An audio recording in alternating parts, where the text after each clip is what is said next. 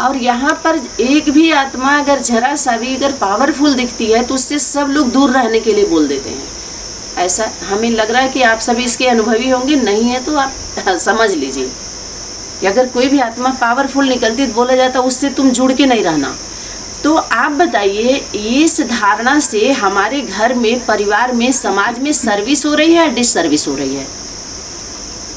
देखिए, अगर आप साधारण हैं, स्कूल में हर तरह के बच्चे जाते हैं, आप साधारण हैं इस स्कूल के लिए जो पूरे यूनिवर्स में ब्रह्मा कुमार कुमारी के द्वारा खोला गया, या आध्यात्मिक ईश्वरी विश्वविद्यालय के द्वारा खोला गया, या ओम मंडली के द्वारा खोला गया, या विष्णु पार्टियों के द्वारा खोला गया, गीतापति भगवान या गीता के नाम पर, इन सभी लोगों के द्वारा जो भी धारणा परोसा जा रहा है, हमारे लौकिक घरों में जा रहा है, इस ज्ञान को, नाम क्या, लेवल क्या है गीता का, गीतापति भगवान, शंकर, शिव, पार्वती, कृष्ण आदि आदि, चिन्ह कहाँ का है?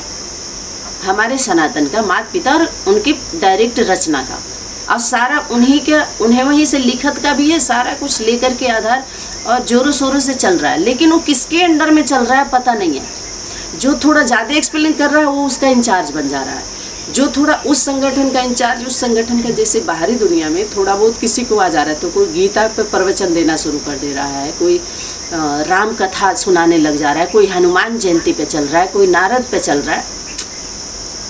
ठीक ऐसे ही यहाँ भी यही शुरुआत हो रही है। खैर, तब पिताजी के द्वारा जब ये बात मैं सुनी कि उनका नो एंट्री हो रखा है, इस वजह से नो एंट्री हो रखा है कि इन्होंने 2 महीने 3 महीने तक क्लास में नहीं गए और कोई नई आत्मा को लेकर के जाते हैं तो वहाँ उसके बीच में इन्हीं को ये बात बोली जाती है कि आप इन्होंने बच्चियाँ, जो बच्चे को भी जो गलती ब्रह्मा कुमारी का इन्होंने उजागर किया कि इन लोगों के द्वारा भी कन्याओं को ही इंचार्ज रखा गया, माताओं को नहीं, तो यही यहाँ भी रिपीट हुआ। कारण क्योंकि कन्याएं जो बैचलर हैं, बिना शादीशुदा, तो जल्दी से अपने घर परिवार का कनेक्शन कटवा देते हैं तो उनको एनएस के इंचार्ज बना दिया जाता है। जो अपने घर से 6 महीने साल भर तक अपने लौकिक माता पिता से जिनका कनेक्शन नहीं होगा वही वहाँ रह सकती हैं एनएस के ग्रुप में। बाकी जो आना जाना कर रही हैं उनसे बात भी नहीं कर सकती हैं। आप सभी को नहीं पता हो तो आप जान लीजिए, क्योंकि एनएस की बहनों के नज़दीक मेरा रहना होता था।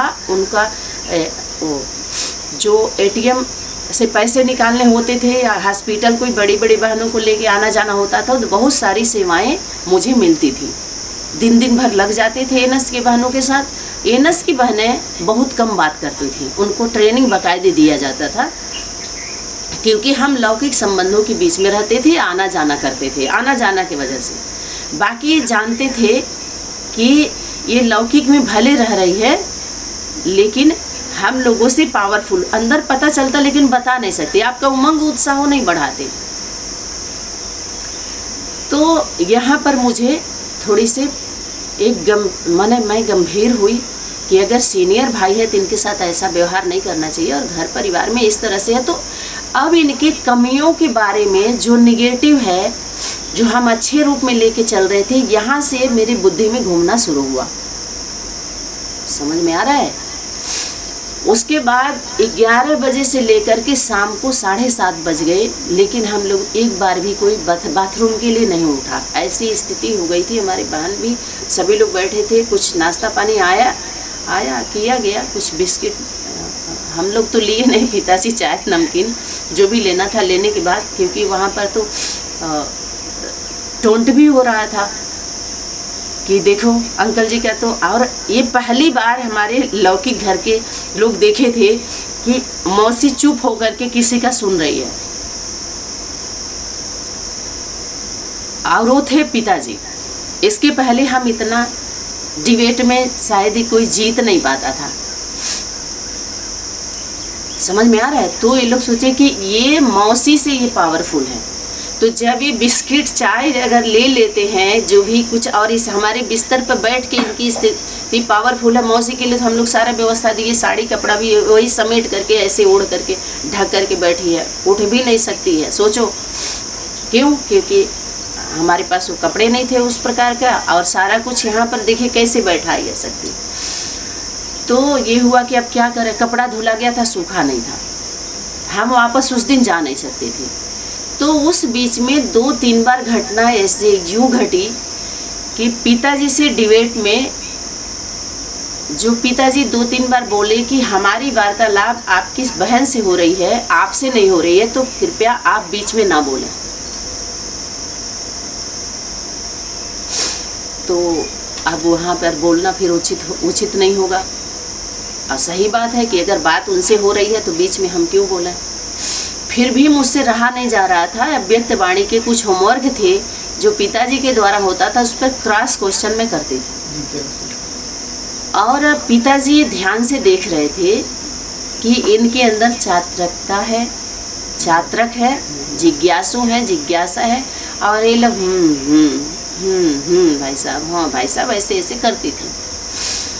तो 2 बार पिताजी कुर्सी से उठ करके बाहर चले, बोले अगर बीच में आप बोलेंगी तो मैं यहाँ पर बात नहीं करूँगा, मैं सीधे घर जाऊँगा।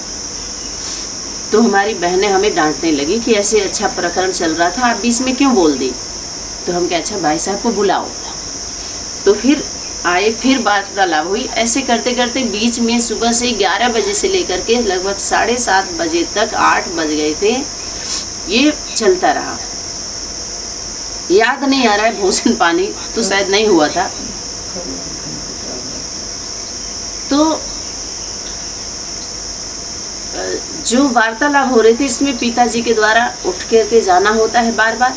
फिर अब ये हुआ कि कल के लिए क्या होगा। तो मुझे हमारी सिस्टर बोली कि देखो बात तो बहुत गंभीर है, बाबूजी के द्वारा जो भी गंभीर विषय आ रहे थे वो मेरे लिए गंभीर विषय थे कि पावरफुल है और सुनना चाहिए। तो ये हुआ कि इतने साल से आप चल रहे हो, अगर कहीं नई बात कुछ आ रही है तो आज रुकने में आपको क्या जाता है। तो हम कहे चलो ठीक है, आज हम रुकते हैं। तो यही चिंता हो रही थी कि हम सोएंगे क्या, ओढ़ेंगे क्या, सुबह नहा के पहनेंगे क्या, खाएंगे क्या, इसी पर चल रहा था। लेकिन फिर भी पिताजी की जो साक्षात जो उनकी अवस्था थी, जो वेशभूषा था, एकदम दुबला पतला, दाढ़ी यूँ बड़ी बड़ी, आँखें इतनी बड़ी बड़ी और हल्का जैसे वचन, जैसे एक छोटा रूप उड़ करके आया हो हमारे बीच में।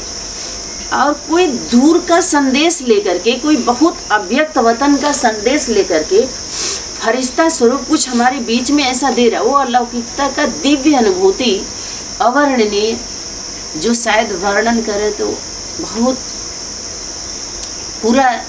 पूरा हो जाएगा समय, लेकिन वो पूरा नहीं होगा।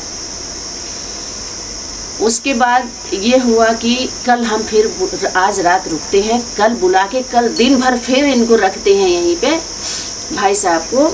और फिर हम कल शाम को हम विजय विहार रेठाला चलेंगे 3-4 बजे, जो भी है। ऐसे मन में आया। फिर पिताजी को मुझे शर्म आ रही थी कि कल बुलाने के लिए, क्योंकि पिताजी से हमारे डिबेट ज्ञान को लेकर के ज़्यादा हो गई थी। तो कहेंगे देखो बहस भी कर रही हैं और सुनना भी चाह रही हैं। तो हम नहीं कहे, लेकिन उससे बोले कि तुम बोल दो कि कल। हम कहे ठीक है भाई जी, और ठीक है आप कल भी आइए, कल भी थोड़ा सुनते हैं। तो कहे ठीक है, लेकिन आप सवाल जवाब ज़्यादा कर रही हैं, आप ज़्यादा अगर इस प्रकार से करेंगी तो हम ज़्यादा कुछ नहीं बोल पाएंगे। तो हम कहे ठीक है, आगे से हम ध्यान रखेंगे, आप ज़रूर कल आइए, लेकिन भोजन करके नहीं आइएगा, यहाँ हम लोग भोजन बनाएंगे, समय से आप निकल लीजिएगा अपने घर से। पिताजी एकदम जैसे वचन दिए हुए होते हैं उसी समय और उससे 2-4 मिनट पहले ही आकर के फिर हाजिर हो जाते हैं। शायद हम लोगों का सेटिंग भी नहीं हो पाया होता है। फिर जल्दी हम लोग तैयार होकर बैठ जाते हैं। दिन भर का एक और हमें क्या मिलता है, गोल्डन चांस मिलता है। और लगभग सभी विषयों पर वार्तालाप होते होते ये पता चलता है कि कोई बस्ती यूपी जिला में किसी के वहाँ शक्ति आती है और वो दोनों युगल हैं। और वहाँ उस कार्ड पर बस्ती का नाम लिखा हुआ था, जगत पिता जगदम्बा सरस्वती का मेला पुरुषोत्तम संगम युग पर केवल एक बार, और सारे तीर्थ बार ज्ञान सागर प्रजापिता ब्रह्मा जगदम्बा सरस्वती का मेला पुरुषोत्तम संगम में केवल एक बार। एक लिखा था यूपी का उसमें एड्रेस था, तो मुझे पता नहीं था यूपी तो ठीक है, बस्ती कहाँ का है, यूपी बस्ती दूर भी होगा जो भी, तो उतना समझ में नहीं आ रहा था। लेकिन वो बोली बस्ती का है, उन्हीं का है, तो बाबूजी से धीरे धीरे समझ में आया कि ये तो अपने यूपी में ही है। तो बोले कि तब मुझे लगा यानी PBK को ये नहीं वो कर रहे हैं, अभी आना जाना भी इनका बंद ही हो चुका है। तो जो गीता का भगवान कौन, ये ब्रह्मा कुमारियाँ बताएं, नहीं तो हम बताएंगे। ये पिताजी के द्वारा क्वेश्चन निकाला गया था, तो हम सभी सोच रहे थे कि PBK वालों ने निकाला है, लेकिन PBK में पिताजी निकालने के बाद एक वार्तालाप में कोई या लिखत के द्वारा ही जा करके PBK से ले रहे थे कि हम इस पर सेवा कर सकते हैं कि नहीं। तो उन्होंने बोला कि आप अपने जिम्मेवारी पर कर सकते हैं। वीरेंद्र देव दीक्षित बाबा जी बोले अपने जिम्मेवारी पर कर सकते हैं, माना संस्था आपका सहयोग नहीं करेगा इसमें, अगर किसी तरह की बात विवाद होती है तो। बाकायदे लिखत में था, समझ में आ रहा है, लिखत। और पिताजी के द्वारा छोटा छोटा पोस्ट कार्ड, इतना सेवा पिताजी किए हैं, इतना सेवा। और छोटे छोटे कार्ड पर जो 1-1 रुपये का पहले मिलता था पोस्ट कार्ड, उस पर पोस्ट किए हुए थे।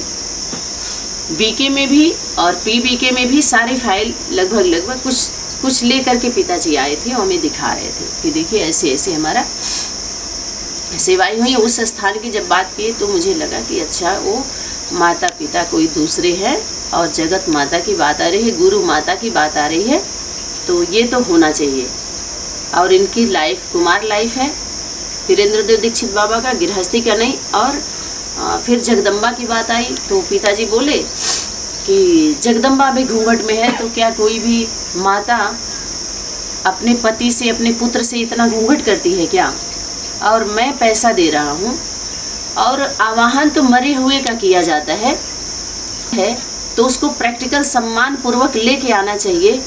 और पैसा मैं देता हूँ, और चलिए आप वेदांती बहन को लेके आइए अगर वो लक्ष्मी है तो। और कमला देवी दीक्षित जगत माता है, जिंदा है, पता नहीं कौन सी स्थिति परिस्थिति से वो बाहर चली गई है किसी। तो जब बड़े बच्चे होते हैं तो माता पिता को खोज करना चाहिए ना उनको। आप समझ रहे हैं बात को? जैसे बड़े हो गए, आपकी मम्मी को पता चल रहा है कि आपके पिताजी से नाराज होकर मैके चली गई या बाहर, तो आपका फर्ज बनता है कि जाके उसको ले आए। ये पिताजी की बात मुझे दिल में चुभी कि ये तो गंभीर बात है। क्या इससे सहमत हैं आप लोग? ऐसा होना चाहिए। अगर आप बड़े बड़े हो गए, बूढ़े हो गए, 20 साल से, 25 साल से, 15 साल से आप PBK में चल रहे हो, जगदम्बा 12 में आएगी, 13 में आएगी, 18 में आएगी, मुंह नहीं खुल रहा है आप सभी का कि जब मम्मा अगर वही है वास्तव में, सारे झगड़ा का समस्या का समाधान हो जाएगा। अगर गीता है तो भी ले आइए, वेदांती है तो भी लाइए। पिताजी की बात मेरे बुद्धि में खटकी। ये बात तो कह रहे हैं कि हम फ्लाइट का टिकट मैं दे रहा हूँ, आप वेदांती को लेके आओ, लेकिन हमारे घर में समस्या नहीं रहना चाहिए। यज्ञ में कुमारियाँ क्या कर रही हैं? यहाँ भी तो कुमारियों को ही रखा गया है। कुमारी के गद्दी पर क्यों बैठाया गया? यहाँ तो माता की गद्दी है। ये बात भी मेरे लिए गंभीर था। वीरेंद्र देव दीक्षित को भी तो युगल नहीं थी, फिर वो गीता पाठशाला कैंसिल कैसे कर सकता है? वो भी तो कुमार थे। आप जरा सोचिए, अनेक कुमार, जब एक पवित्र प्रवृत्ति गृहस्थी वाला गीता पाठशाला चला सकता है जो युगल से, लेकिन उन दोनों में भी तो नहीं बनता है और उनको गीता का ज्ञान ही नहीं है। और गीता पाठशाला तो गीता माता, गीता पति भगवान के द्वारा संचालित होना चाहिए। तो जब आपकी पत्नी सहयोगिनी शक्ति, अलौकिक पत्नी जब आपको भाग गई, और वाणी में क्या था, 83 में 13 होना चाहिए ना, तो जब 83 में 13 हो ही गई थी तो थूक मार के 7-8 में भाग क्यों गई? आप समझ में आ रहा है? जब 13 हो गई, अविनाशी संबंध है, आदि माता आदि पिता हैं, धर्म की स्थापना करने वाले आदि देव आदि देवी हैं, शंकर पार्वती हैं, आप समझिए। तो कंबाइंड रहेंगे और मायके रहेंगे, वहाँ रहेंगे, ये ऐसे घूम घूम कथा सुना के दुकान चलाएंगे। अब तब तक माँ निकल गई तो बेटी घर के अम्मा बन के संभाल सकती है? या कोई ये प्रोसेस होता है क्या कि बच्चा के जन्म देने के लिए कि आप पटा करके फुसला फैला करके लेके जाइए, मोटिवेट करके 1 हफ्ता दे दीजिए, 4 चित्रों पर वो आपको क्लास कराएं, खान पान और सारा आपका मोबाइल रख लें, स्विच ऑफ करवा दें, कोई इधर उधर का खाना नहीं पीना नहीं, तो आपकी भट्टी हो गई। भट्टी माँ के गर्भ में भट्ठी को एक गर्भ महल भी कहा जाता है, पता है आप सभी को। अगर माता पिता नहीं है तो आपकी भट्ठी कहाँ? पिंड के अंदर होता है ना, गर्भ पिंड महल, उस गर्भ को महल कहा जाता है। और वहाँ दिव्य अलौकिक जन्म के लिए वाणी में जो इशारा था कि उस महल से बच्चे निकलना नहीं चाहते और गर्भ में से ही बोलते हैं वो, उनको इतनी पालना की ज़रूरत ही नहीं होती। जैसे 6 महीने वहाँ तो जन्म लेते ही बच्चे बोलने लगेंगे, यहाँ तो 6 महीने बाद गूं गूं गांगा करना शुरू करते हैं। तो ये कहीं से भी अगर आप टैली करिए तो कहीं से बात जम नहीं रही थी। पिताजी के द्वारा जो कुछ भी आया कि अगर गीता पाठशाला को लेते हैं तो कैंसिल नहीं करना चाहिए था, बाकायदे गए तो अगर एक माता होती उस जगह पर तो घर गृहस्थी की पीड़ाओं को, उनकी समस्याओं को, अगर माता और पिता लौकिक, जो अधर कुमार अधर कुमारी, गृहस्थी का अलौकिक युगल चाहिए, ये भी याद रहे। अलौकिक पवित्र प्रवृत्ति जो स्थापना के लिए जो माता पिता बाप दादा के द्वारा जो कल्प वृक्ष के जड़ में जो लाया गया है वो बाहरी दुनिया के लौकिक युगल नहीं है। वो अब कोई स्थिति परिस्थिति भर एक होकर के अगर कोई अलौकिक में आया भी, बहुत सारे दिखाए भी गए, तो उस प्रकार से नहीं है। उनका इस प्रकार का योग और संयोग नहीं बना है जहाँ से केंद्र पर सारा माल पहुँचता है, सारे ज्ञान गुण शक्तियाँ, और वहीं केंद्र का ही सारा जा रहा है उड़ करके। सारे झाड़ में कहाँ जा रहा है? झाड़ पे कहाँ? जो भी झाड़ पर हैं लोग, जितने झुंड हैं झाड़ पे, तो सब किसका नाम ले रहे हैं? गीता का, गीतापति भगवान का। तो पिताजी के द्वारा ये सब जब वाणी में लेन देन होने लगा, वार्तालाप होने लगी पिताजी के द्वारा, तो धीरे धीरे मेरे लिए वो गंभीर विषय था और एक दिव्य और अलौकिक अनुभव था कि पूरा दिन, उस दिन भी एक शायद उठे हैं नहीं उठे हैं, भोजन पानी भी हुआ है उस दिन, और एक दिन और शायद रुकना होता है नहीं, और जल्दी ही मेरा आना होता है। दिल कैसे अभी बता रहे हैं उसका घटना। तो ये वार्तालाप जब पिताजी के द्वारा हुआ कि हाँ, माता गुरु बनाए किसी का उद्धार नहीं हो सकता, तो माता गुरु कहाँ है? यहाँ सेंटर पर भी तो कन्याएं ही अपना चलाती हैं। क्या पीड़ा समझा जाता है क्या गृहस्थियों वालों का? क्या सनातन धर्म का इनके द्वारा स्थापना हो रहा है, तो फिर अस्थायी क्यों नहीं हो रहे हैं लोग? इन सभी कमी कमजोरियों पर पिताजी, जो हमारी कमजोरी बनी हुई है, हमारी कमी ख़त्म नहीं हो रही है, कमज़ोर बना रहे हैं, इस सब पर ध्यान खिंचवाने लगे। और ये सब मुझे अपील करती गई, एक्सेप्टेड था। इसमें कोई डिबेट, दूसरे दिन में उतनी डिबेट नहीं हुई थी, जैसे 2 बार पिताजी उठ के बाहर चले गए थे नाराज होकर के, थोड़ा कम हुआ था। और सारे अव्यक्त वाणी के होमवर्क को स्मृति दिलाए, और अव्यक्त वाणी का जो PBK के द्वारा पवित्रता की किताब थी ना, लिटरेचर उनका, तो होमवर्क किसका था? अव्यक्त वतन का। उनके द्वारा अव्यक्त वाणी जब हम सभी PBK में गए तो पढ़ना लिखना उसमें भी छोड़ दिए अव्यक्त वाणी पे, और जो सुनाते थे क्लास अव्यक्त वाणी का, चाहे मुरली का जो ओम शांति, हाँ आज वाणी चल रही थी 63 की वाणी, 64 की वाणी, 65 की वाणी, तो उनके द्वारा जब 12 में टूर में जाना हुआ था मेरा, तो एक खगड़िया बिहार में जब उनका संगठन था, तो उसमें एक भाई एक छोटा सा पेपर दिया था, कोई एंटी पार्टी PBK वालों का, जिसको विष्णु पार्टी के नाम से जाना जाता था, तो एक ही विष्णु पार्टी हमारे नॉलेज में था। पिताजी के आने के बाद पूरी लिस्ट बनाया गया, पिताजी के मिलने के बाद, कि हाँ इस मुरली अव्यक्त वाणी को लेकर के इतने टीचर बने हुए हैं, और ऐसे ऐसे चल रहा है। तो धीरे धीरे इनके कारोबार के, इन लोगों के व्यवहार के बारे में सब कुछ हम लोगों को प्रैक्टिकली पता चलता गया धीरे धीरे। तो बाप दादा समय की शक्ति इन संगठनों के संबंध संपर्क में डाल रही है, तो चक्कर लगवा रही है चारों तरफ। ऐसा नहीं है कि कोई ब्रह्म ज्ञानी एक भी पिताश्री के द्वारा ही बार बार आता है। देह भान में अभी और हम प्रकाश डालेंगे एक नाली साफ करने वाले को भी ओम शांति आगे से करते हुए हमने देखा है। हमने देखा नहीं, हमें भी करना पड़ा है। पिताजी बोले करो आप, और पहले तो मुझे शर्म आती थी। जहाँ भी जाओ पिताजी के साथ नाली साफ करने वाले का, कूड़ा उठाने का, रिक्शा चलाने वाले का, आगे से सबको नमस्ते नमस्ते।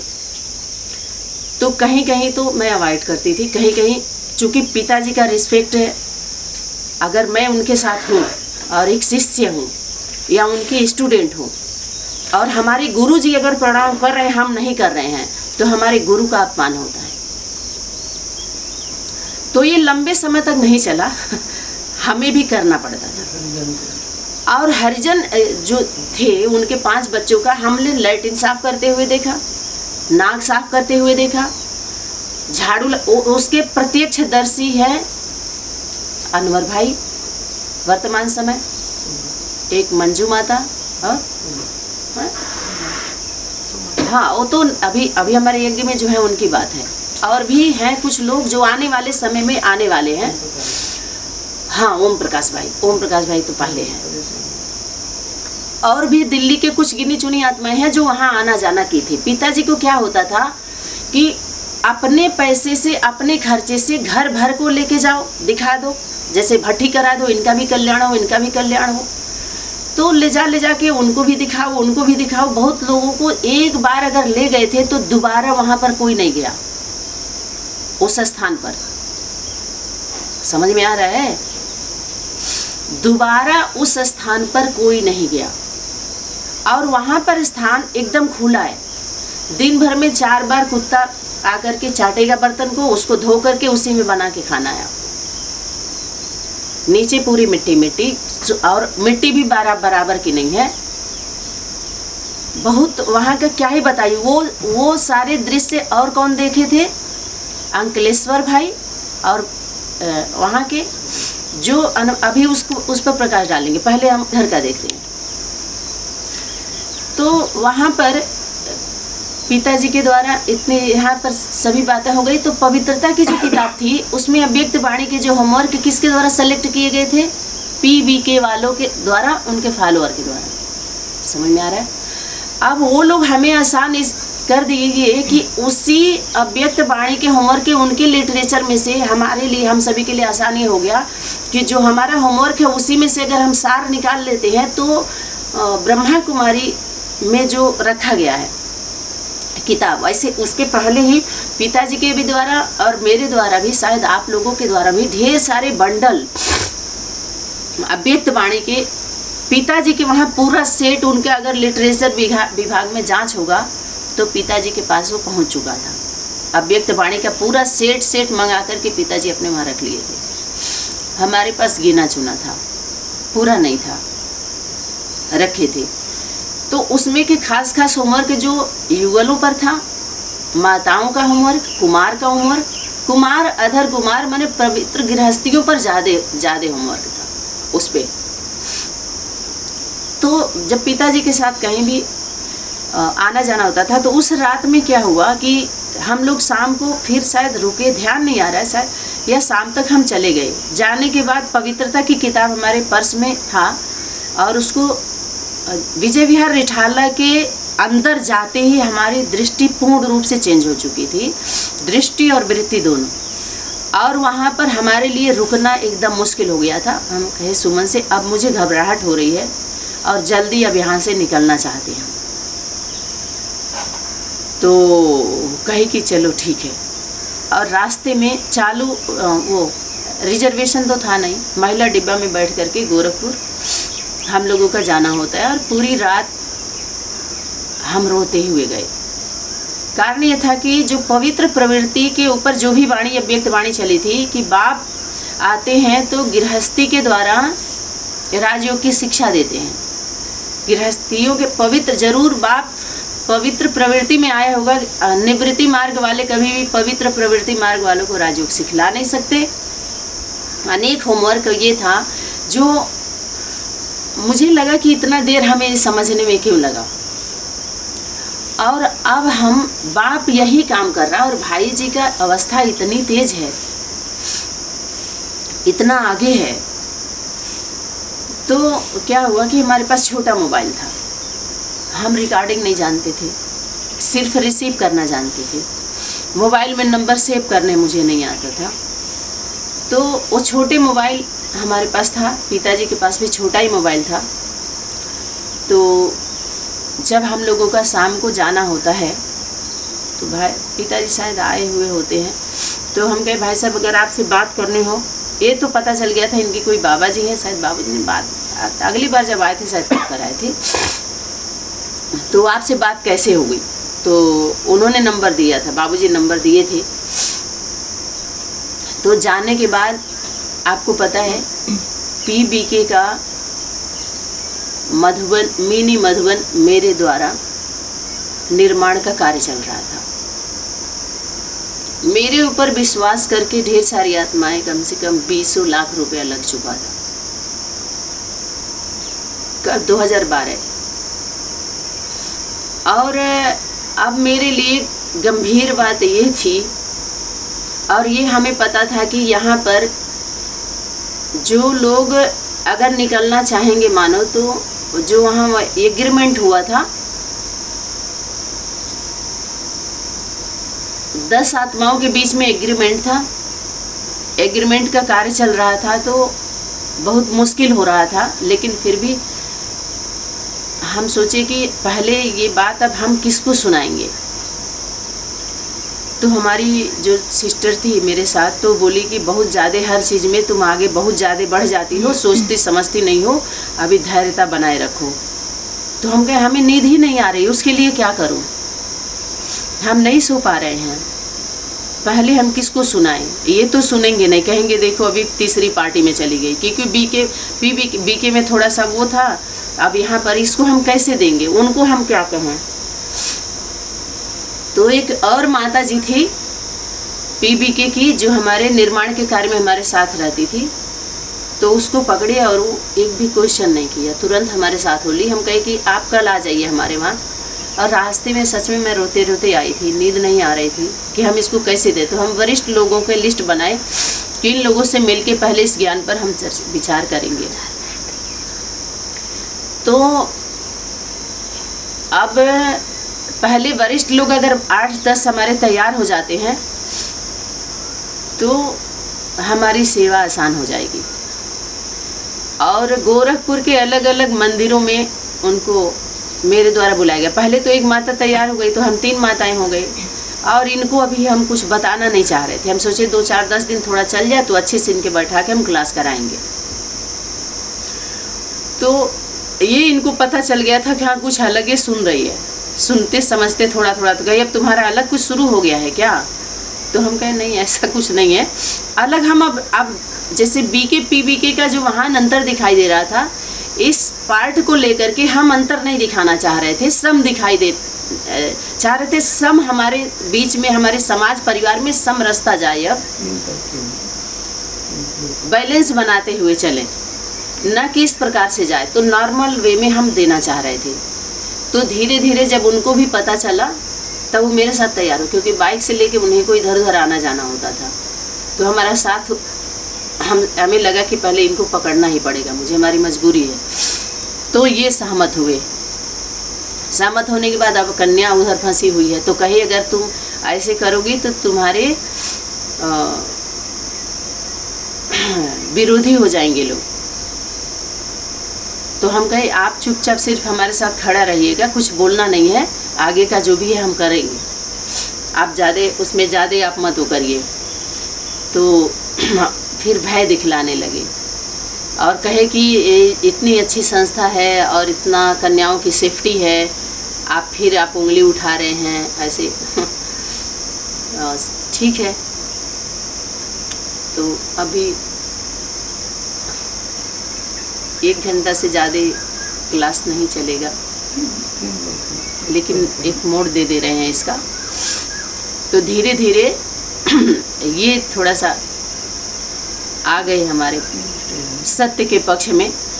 और ये ब्रह्मापुरी, विष्णुपुरी, शंकरपुरी की 3 पार्टियां प्रत्यक्ष रूप में बाहरी दुनिया का। अब ये तो विष्णु के रूप में, विष्णु वैष्णवी के रूप में, दूसरे रूप में लिया जा रहा है ना इसको। तो पिताजी के द्वारा हम लोगों की वार्तालाप तो फ़ोन से खैर मेरी ही हो रही थी, सिस्टर का तो कम हो रहा था। तो वहाँ के लोगों को बुलाना शुरू की, मना बुलाना क्या, खास लोगों से मिलने की बात चली। और ये भी हो रहा था कि जब तक कन्या निकल नहीं जाती है तो इस ज्ञान को लेकर के हम आगे इस रूप में हम प्रत्यक्ष नहीं होंगे, नहीं तो कन्या आएगी नहीं, लोग कहेंगे कि ये विष्णु पार्टी में चली गई तुम्हारी मम्मी, तो शायद ये लोग उसको ऐसे पढ़ा दें वो निकले ही नहीं। तो ये मेरे लिए मेरे मुख को बंद कर रहे थे थोड़ा। तो 2-4 लोगों के मीटिंग किए, लेकिन वो लोग और ऐसे रायल रूप से मीटिंग किए कि किसी को ये पता ना चले, क्योंकि तुरंत इन लोगों को परिवर्तन होता है तो दूसरा चाल शुरू कर देते हैं। वहाँ का सारा कारोबार एक तो हमारे हाथ में था, हमारे ऊपर जिम्मेवारी थी। और ये पता नहीं था कि इन लोगों के अंदर, PBK वालों के अंदर इतनी क्रूरता है, ये पता नहीं था। फिर भी हम नॉर्मल पॉजिटिव में ही उन लोगों के हर चीज़ को लेके जा रहे थे। तो घर पे थोड़ा सा हुआ, उसके बाद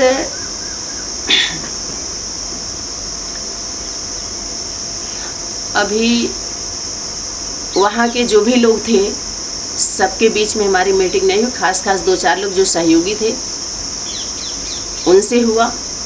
और होने के बाद कोई भी सहमत नहीं हुआ, सिर्फ एक माता ही मेरे साथ रही। अब उसमें हम क्या करें, पिताजी से बातचीत होते होते अब ये हुआ कि सबसे पहले कन्या को निकालने की तैयारी करनी है। अगर मुझे पता रहा होता कि ये लोग इतने गलत व्यवहार करेंगे तो उसमें से बहुत कुछ कार्य हम वहाँ रह के कर सकते थे, लेकिन इतने गिरा हुआ होता है, ये लोग कुछ भी कर सकते हैं, किसी भी स्तर पर उतर सकते हैं। बाद में धीरे धीरे पता चला इन लोगों की क्रूरता के बारे में कि अंदर एक बाहर दूसरे कैसे हैं। तो कल फिर इसी प्रकरण को लेते हुए हम आगे बढ़ेंगे। आज का बस इतना ही। ओम सनातन शांति। धन्यवाद।